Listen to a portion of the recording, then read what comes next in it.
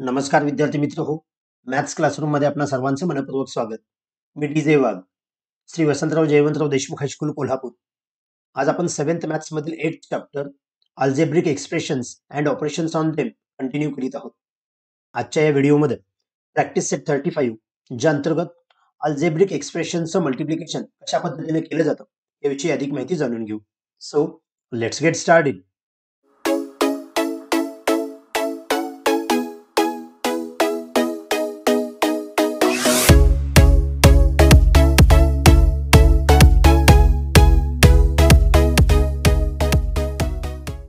Okay students, यापूर्वीच्या व्हिडिओमध्ये आपण अल्जेब्रिक एक्सप्रेशनची ऍडिशन तसेच सबट्रॅक्शन कशा पद्धतीने केली जाते ते पाहिलेलं आहे.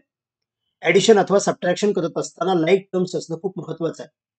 की कोणतीही कंडिशन मल्टिप्लिकेशन करत असताना असत नाही. त्यामुळे मल्टिप्लिकेशन ऑफ अल्जेब्रिक एक्सप्रेशन तुम्हाला सहजतेने लक्षात येईल. सुरुवातीला मोनोमियलला कशा पद्धतीने मल्टिप्लाय केलं जातं ते लक्षात येण्यासाठी काही सॉलिड एक्झाम्पल्स आहेत ती थोडीशी पाहूया. मल्टिप्लाइंग अ मोनोमियल बाय अ मोनोमियल. ही उदाहरणं पटपट थोडीशी लक्षात घ्या. फर्स्ट एक्झाम्पल कसं आहे पहा. 3x into 12y. नेहमी मल्टिप्लिकेशन करत असताना सुरुवातीला त्यांच्या कोइफिशियंटचं मल्टिप्लिकेशन करायचं. That is means 3 into 12. इथला कोइफिशियंट 3 आणि इथला 12 घेतला. त्यानंतर जे व्हेरिएबल असतात एक्स आणि वाय त्यांचे multiplication. That is means 12 3 are 36 x into y x y. अशा पद्धतीने हे मल्टिप्लिकेशन केलं जातं. इथं लाईक टर्म्स असो अथवा नसो त्याचा कोणताही विचार करायचा नाही. सुरुवातीला कोइफिशियंटचं मल्टिप्लिकेशन, त्यानंतर व्हेरिएबलचं मल्टिप्लिकेशन, या पद्धतीने ही मल्टिप्लिकेशनची प्रोसेस होतं. समजा निगेटिव्ह साईन असेल, हे सेकंड एक्झाम्पल आहे. -12x into 3y². नेहमीच्या पद्धतीनं -12 आणि 3 या कोइफिशियंटचा जो प्रोडक्ट असतो -36 प्लस मायनसचा प्रोडक्ट मायनस येतो. हा एक्स आणि हा वाय स्क्वेअर म्हणजेच वाय इंटू वाय असं लक्षात घ्यायचं. म्हणजेच एक्स एकदा आहे आणि वाय मात्र दोनदा आहे, म्हणजे वाय स्क्वेअर असेल. हा स्क्वेअर फक्त वाय साठी. सेम वे थर्ड एक्झाम्पल लक्षात घ्या. 2a² into 3ab². इथं 2 इंटू 3 हा कोइफिशियंटचं मल्टिप्लिकेशन झालं. a² एक वेळेला, इथे एक वेळेला a आहे आणि इथं b² आहे. म्हणजे a चा विचार केला तर a² इंटू a, म्हणजे इथं a दोन वेळा आणि इथे एकदा, म्हणजे a चा प्रोडक्ट हा 3 वेळा आहे. दॅट इज मीन्स a³ होईल इथं. हा b² आहे असा. 2 3 are 6. Same way last example लक्षात घ्या. -3x² into -4xy. -3 -4 हे कोइफिशियंट आहेत. त्यांचा प्रोडक्ट करत असताना 3 4 आर 12, मायनस मायनसचा प्रोडक्ट हा प्लस येतो. x² आहे असा, xy आहे असा, x² इंटू x म्हणजेच x³ होईल आणि हा y आहे असा. म्हणजे ज्यावेळी आपण मोनोमियल आणि मोनोमियल यांचा प्रोडक्ट पाहतो त्यावेळी सुरुवातीला कोइफिशियंटचं मल्टिप्लिकेशन करायचं आणि त्यानंतर जे व्हेरिएबल असतात त्यांचं जो काय प्रोडक्ट आहे तो शोधावा लागतो. म्हणून इथं एक स्टेटमेंट दिलेलं आहे पहा. when multiplying two monomials, first multiply the coefficients along with the signs. म्हणजे चिन्हासह कोइफिशियंटचा सुरुवातीला गुणाकार करायचा. Then multiply the variables. त्यानंतर जी काही व्हेरिएबल्स असतील त्यांचा आपण गुणाकार करायचा. ही जी स्टेप आपण पाहिलेली आहे ती फक्त मोनोमियलनं कशा पद्धतीने मल्टिप्लाय करायचं ते. जर मोनोमियलनं बायनॉमियलला मल्टिप्लाय करायचं असेल किंवा बायनॉमियलनं बायनॉमियलला मल्टिप्लाय करायचं असेल तर फक्त 2 स्टेप एक्स्ट्रा वाढतात. त्यासाठी सुरुवातीला ह्या मोनोमियलचे एक्झाम्पल आपण सॉल्व्ह करू, म्हणजे आपोआप पुढे लक्षात येईल. क्वेश्चन काय दिलाय पहा. मल्टिप्लाय. फर्स्ट दोन एक्झाम्पल जे आहेत ती monomial into monomial, monomial into monomial या पद्धतीने आहेत. दोन्ही उदाहरण सॉल्व्ह करूया. फर्स्ट एक्झाम्पल असं आहे. 16xy into 18xy. मोनोमियलनं मोनोमियलला मल्टिप्लाय करत असताना सुरुवातीला त्यांच्या कोइफिशियंटचं मल्टिप्लिकेशन करायचं. म्हणजे 16 आणि 18 हे जे कोइफिशियंट्स आहेत यांच्यामध्ये आपण मल्टिप्लिकेशन करू. हा 16 इंटू 18. त्यानंतर हे जे व्हेरिएबल्स आहेत x Y that is means x into Y असं आपण म्हटलं तरी चालेल. यानंतर सगळ्यात महत्वाचं या दोघांचं प्रोडक्ट करायचं. दॅट इज मीन्स 16 इंटू 18 हा प्रोडक्ट करत असताना 16 8 are 128 carry on 12. 16 1 are 16, 16 plus 12 that is means 28. म्हणजे या दोघांचा जो प्रोडक्ट येतो 16 आणि 18चा 288 असा आपण प्रोडक्ट लिहायचा आहे. एक्सचा विचार केला तर x into x that is means x² होईल. y into Y that is means y² होईल. म्हणजे सुरुवातीला आपण कोइफिशियंटचा प्रोडक्ट पाहिला आणि त्यानंतर व्हेरिएबलचा प्रोडक्ट पाहिला. सेम वे हे सेकंड एक्झाम्पल पाहूया म्हणजे लक्षात येईल. आपल्याला इथे सांगितलेलं आहे 23xy² इंटू 4yz². आता इथं काय करावं लागेल पहा, हा 23 आणि 4 यांचा प्रोडक्ट सुरुवातीला करायचा म्हणजेच कोएफिशियंटचा करायचा आणि ही जी काही व्हेरिएबल्स आहेत x Y square that is means x into Y square into Y into Z square प्रत्येकामध्ये मायनस मल्टिप्लिकेशनचं साईन टाकलं तरी चालेल. आता इथं पुन्हा आपण यांचं जे मल्टिप्लिकेशन आहे 23 4 जार दॅट इज मीन्स 92. आता इथं एक्स एकदाच आहे, पुढे कुठेही एक्स नाहीये म्हणजे एक्स आहे असा लिहायचा. Y square into Y that is means आपण वाय क्यूब म्हणू आणि हा झेड स्क्वेअर आहे असं लिहायचं. हे मोनोमियलनं मोनोमियलला मल्टिप्लाय करणं अतिशय साधं आहे. सुरुवातीला काय केलं आपण त्यांच्या कोएफिशियंटचं मल्टिप्लिकेशन केलं, त्यानंतर जी काही व्हेरिएबल्स आहेत त्यांचं मल्टिप्लिकेशन केलं. मात्र व्हेरिएबलचं मल्टिप्लिकेशन करत असताना आपण त्यांच्या पॉवरचा विचार करायचा म्हणजे त्याचा इंडेक्स पाहायचा. जसं इथं वाय एकदा म्हणून वाय स्क्वेअर झाला. एक्स एक वेळेला म्हणजे एक्स स्क्वेअर झाला. मात्र पुढच्या उदाहरणामध्ये इथे एक्स एकदाच होता तसाच लिहिला. वाय स्क्वेअर इंटू वाय म्हणजे वायचा 3 वेळा गुणाकार झाला म्हणून वाय क्यूब लिहिला आणि हा झेड स्क्वेअर एकदाच होता आहे असं लिहिलं. या पद्धतीने आपण मोनोमियल आणि मोनोमियल यांचा प्रोडक्ट कसा फाइंड आउट करायचा ते पाहिलं. आता पुढची जी आपली उदाहरण आहेत ती म्हणजे मोनोमियलनं बायनोमियलला मल्टिप्लाय करणं किंवा बायनोमियलला बायनोमियलनं मल्टिप्लाय करणं. प्रत्यक्ष हीच उदाहरण सोडूया म्हणजे लक्षात येईल. थर्ड एक्झाम्पल काय पहा, 12a प्लस 17b हा बायनोमियल आहे, ज्याला मल्टिप्लाय करायचं आहे 4c न. बायनोमियलला या मोनोमियलनं मल्टिप्लाय करत असताना हा जो 4c मल्टिप्लाय आहे तो या संपूर्ण बायनोमियलला आहे. याचाच अर्थ ही जी टर्म आहे ती या दोघांना मल्टिप्लाय असते. म्हणजेच 4c हा 12a ला मल्टिप्लाय आहे, शिवाय 17b ला सुद्धा मल्टिप्लाय आहे. म्हणजेच आपण पुढे एक स्टेप अशी लिहू शकतो दॅट इज मीन्स 12 हे जे आहे ते 4c ला मल्टिप्लाय आहे. सेम वे 17b ही टर्म सुद्धा 4c ला मल्टिप्लाय आहे. या दोघांच्या मध्ये प्लस साइन आहे त्यामुळे ह्या मल्टिप्लिकेशनच्या मध्ये प्लस साइन द्यायचं. म्हणजे काय झालं पहा, इथं सुरुवातीला monomial into monomial, same way इथं सुद्धा मोनोमियल इंटू मोनोमियल झालं. म्हणजे आपलं जे एक्झाम्पल होतं ते मोनो इंटू बाय, त्याची 2 एक्झाम्पल तयार झाली. Mono into mono, mono into mono. म्हणजे हा 4c ह्या ब्रॅकेटचा पहिला असो किंवा नंतर असो. इथं काय केलंय बायनोमियलला मोनोनं गुणलेलं आहे. समजा मोनोनं जरी बायला गुणलं असतं तरी हे प्रत्येक टर्मला मल्टिप्लिकेशन असतं. म्हणजेच 4c into 12a, 4c into 17b या पद्धतीने लिहायचं आहे. मग आता आपण ज्या पद्धतीने मोनोमियलचं प्रोडक्ट फाइंड आउट केलेलं आहे त्याच पद्धतीने ही 2 उदाहरणं समजून आपण सॉल्व्ह करत जाऊया. म्हणजेच पुढे आता मी थोडंसं डायरेक्ट लिहितो. ही जी स्टेप आहे आपण ती लिहायची नाही. 12 आणि 4 ह्या कोएफिशियंटचा प्रोडक्ट सुरुवातीला शोधायचा. म्हणजेच 12 4 जार 48, हा ए आणि हा सी याचा प्रोडक्ट ए इंटू सी असेल. सेम वे प्लस हा 17 इंटू 4 यांचा प्रोडक्ट फाइंड आउट करायचा. 17 4 जार 68, B into C that is means BC असे हे प्रोडक्ट केले. आता या ज्या 2 टर्म आलेल्या आहेत ह्या लाईक टर्म्स नाही आहेत, कारण इथं एसी आहे इथं बीसी आहे. लाईक टर्म्स नाहीत म्हणजे यांच्यामध्ये ऍडिशन होणार नाही, म्हणजे एक्झाम्पल इथंच कव्हर झालं. याच पद्धतीने आपण हे फोर्थ एक्झाम्पल पाहूया. तर मात्र बायनोमियल इंटू बायनोमियल आहे. एक्झाम्पल काय दिले पहा. फर्स्ट जो बायनोमियल आहे तो 4x प्लस 5y मल्टिप्लाय करायचा आहे 9x प्लस 7y. 2 ब्रॅकेटच्या मध्ये साइन नाही म्हणजे ते मल्टिप्लिकेशनचं असतं. ते दिलं तरी चालेल नाही दिलं तरी चालेल. इथं मात्र थोडीशी आता काळजी घ्यायची. त्या पद्धतीने आपण मोनोमियलनं बायनोमियलला मल्टिप्लाय करत असताना यानं प्रत्येक टर्मला मल्टिप्लाय केलं. त्या पद्धतीने इथं आपण असं म्हणू शकतो कोणत्याही एका ब्रॅकेटचा पहिला विचार करा. समजा मी फर्स्ट ब्रॅकेटचा म्हणजे फर्स्ट बायनोमियलचा विचार केला तर हा 4x त्या संपूर्ण टर्मला मल्टिप्लाय आहे, 5y सुद्धा याला मल्टिप्लाय आहे. म्हणजे आपण इथं असं मानू शकतो हा जो 4x आहे त्यानं मल्टिप्लाय करायचं पुढच्या ब्रॅकेटला प्लस प्लस म्हणजे इथला प्लस प्लस हा जो 5y आहे तो सुद्धा पुढच्या ब्रॅकेटला मल्टिप्लाय आहे. ही स्टेप लक्षात येते का पहा.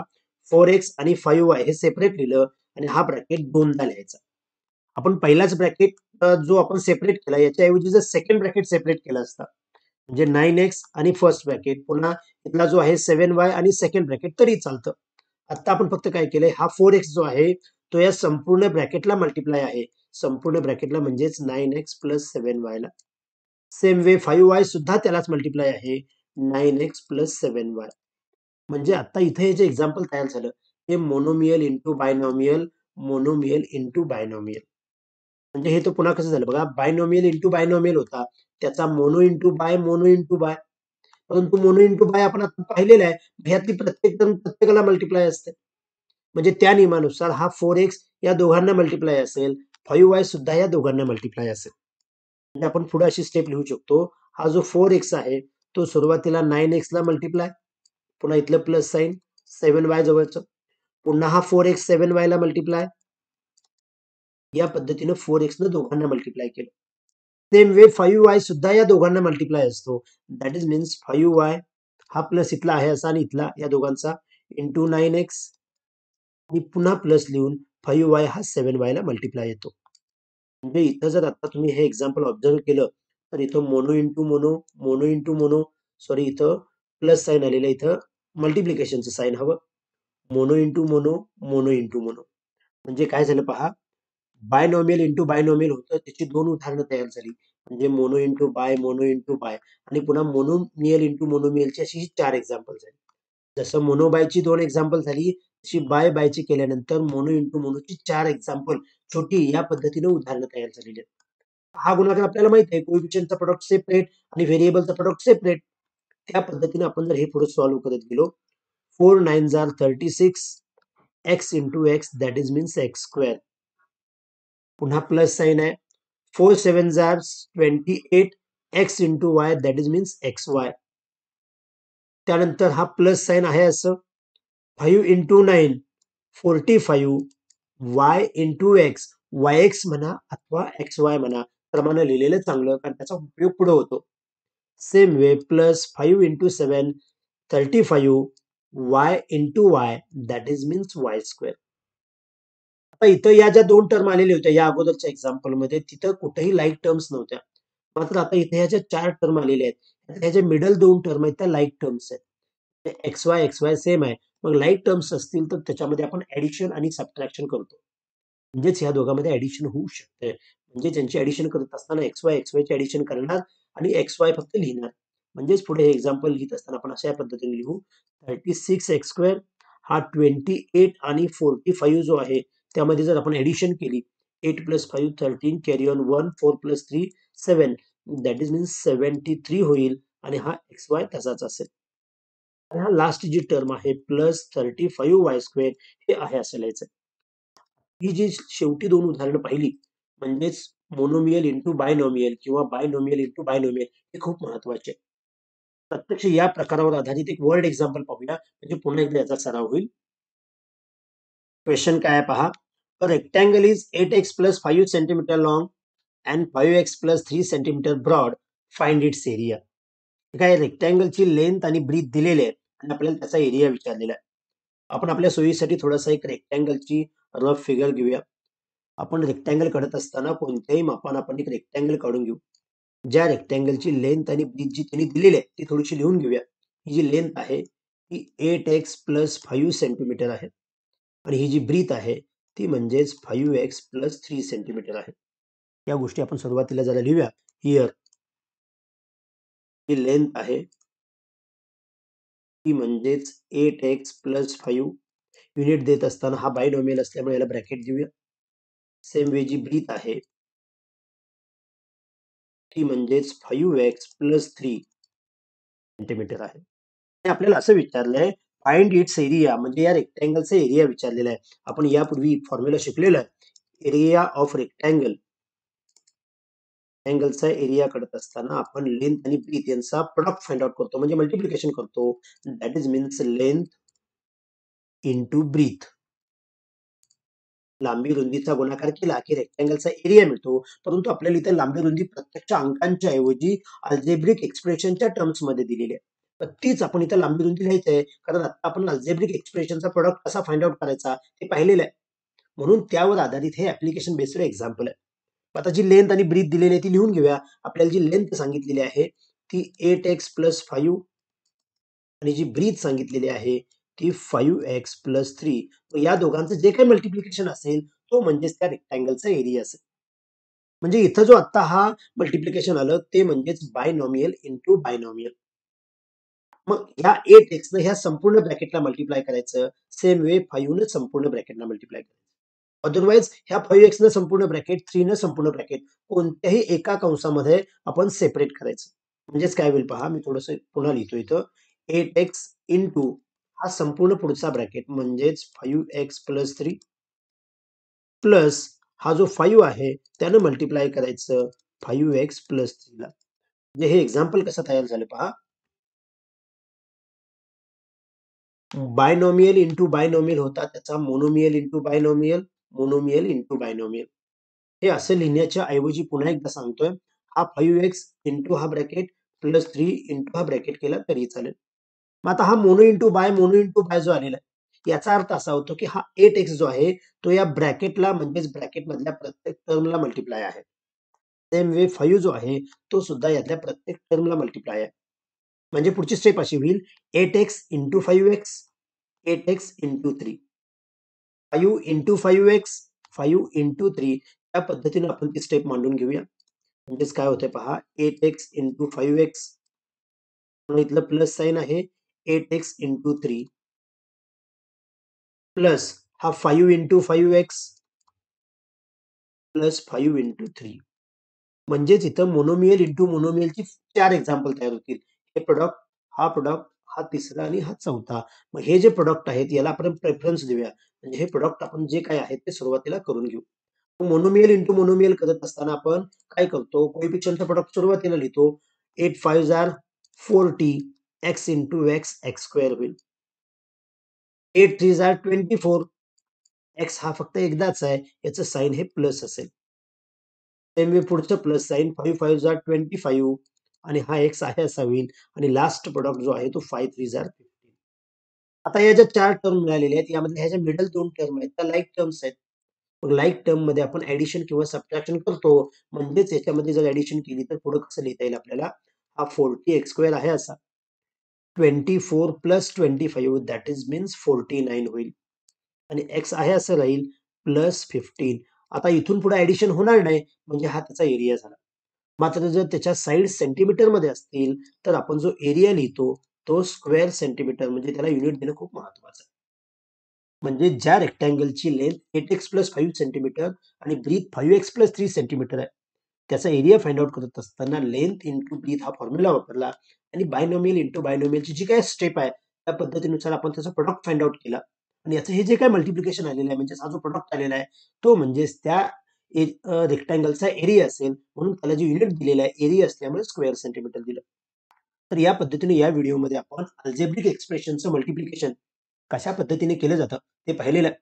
यावरच आधारित पुढं इक्वेशन्स इन वन व्हेरिएबल या टाईपची जी काही एक्झाम्पल आहेत ती पुढील व्हिडिओमध्ये पाहूया.